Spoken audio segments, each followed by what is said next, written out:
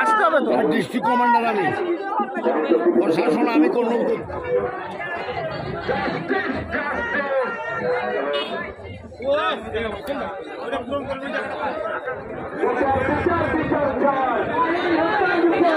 আমাদেরকে সহযোগিতা করতেছে ছাত্র ছাত্রী সকলে মিলে উৎসাহিত এবং যারা বিচারে ধরা পড়েছে তাদেরকে এখন ধরার জন্য অনুরোধ করতেছে এবং তাদেরকে বিচারের আওতায় আনার জন্য সন্ত্রাসীদের চামড়া আমার বর্ধিত উৎপাদন করে প্রকৃতির জন্য খুনিদেরকে কোনো গণবিদ্যা যারা আছে তাদেরকে পাপু পাপু পাপু একটু এদিকে আসো।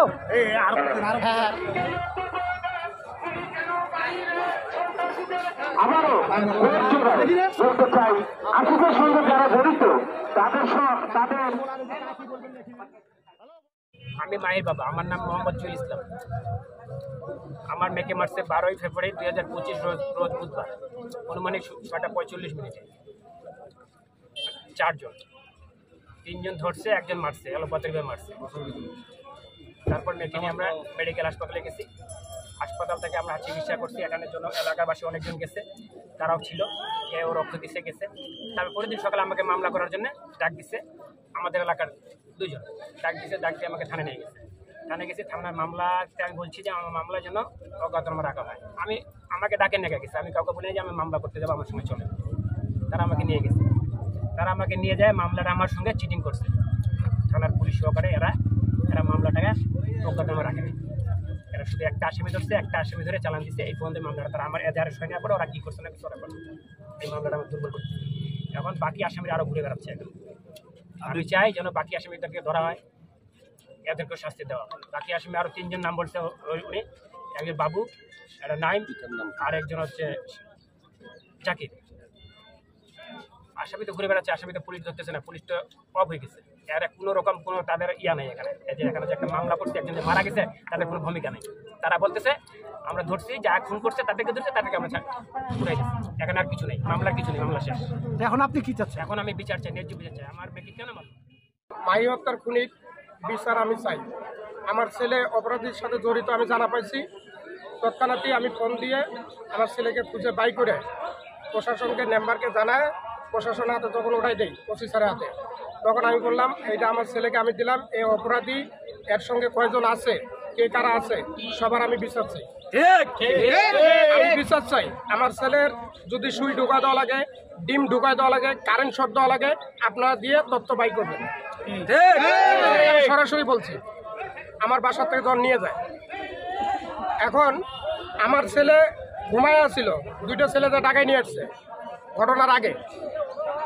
আসে আরেকজন যোগ হয়েছে, এই 4 জন মিলে আবারও মাদক খাইছে, গাঁজা, একটা লেসু বাগানে। আমার ছেলে আমাকে বলছে জেলখানে। এই 4 জন মিলে গাঁজা খাওয়ার পরে মাগরিবের পরে আসে মাহিকে দুর্ঘটনা তারা করছে। মানববন্ধনে উপস্থিত হয়েছি মাহি হত্যার বিচারের দাবিতে। আসিফকে যে আইনের আওতায় নেওয়া হয়েছে, আসিফ যে বয়ান দিয়েছে তাতে আরও আসামি আছে, এই আসামিগুলোকে তাড়াতাড়ি গ্রেপ্তার করা হোক। আর যদি গ্রেপ্তার করা না হয় তাহলে আমরা তো রাস্তা অবরোধ রাখবই। এরপরে আমরা থানা ঘেরাও করব, ইউনো অফিস ঘেরাও করব। এরপরে না হলে আমরা ডিসি অফিসে যাব। সেইখানে বলে আমার বক্তব্য শেষ।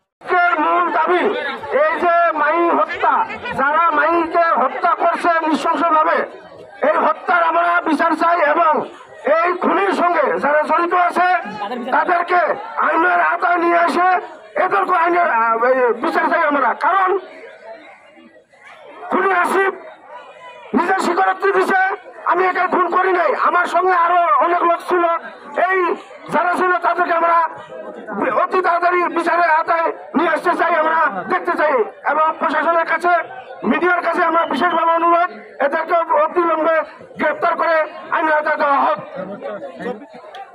আসলে আজকে যে আমরা এখানে দাঁড়িয়েছি মাহি হত্যার ব্যাপারে, আমাদের আজকে দাঁড়ার একমাত্র উদ্দেশ্য হলো 1 জন আসামিকে ধরা হয়েছে, বাকি আসামি এখনো ঘুরে বেড়াইতেছে। তো আজকে আমাদের দাবি হলো বাকি আসামিকে গ্রেফতার করা হোক, আইনের আওতায় নেওয়া হোক।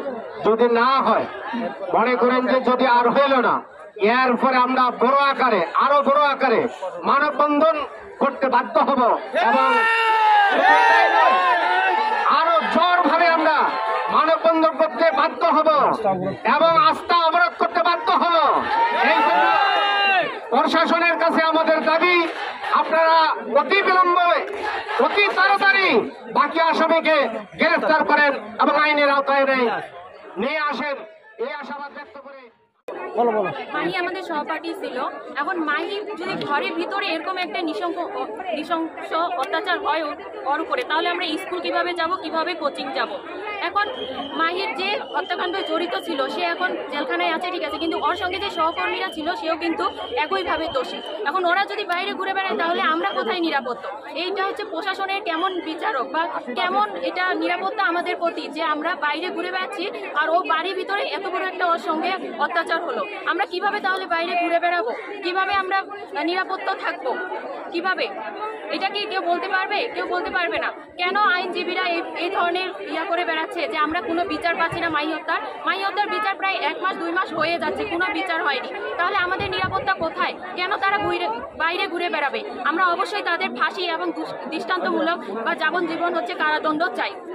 তার বিরুদ্ধে যে খুনটা হয়েছে সেটার প্রতিবাদ চাই আমরা, কারণ এরকম খুন আরো অন্য হয়ে আমাদেরও হইতে পারতো। তাই আমরা বিচার চাই প্রশাসনের কাছে, যে তারা কেন আমাদেরকে মানে সেফটি দিতে পারতেছে না। আমরা বলতে চাই প্রশাসনের কাছে বিচার চাই এবং মাহির খুনির ফাঁসি চাই। আমরা জানি মাহির খুনিরা বাহিরে এখনো বাইরে ঘুরে বেড়াচ্ছে। মাহি কেন আজকে কবরে গেল? আজকে মাহির খুনির ফাঁসি চাই আমরা, সেই জন্য আজকে আমরা এই মানববন্ধন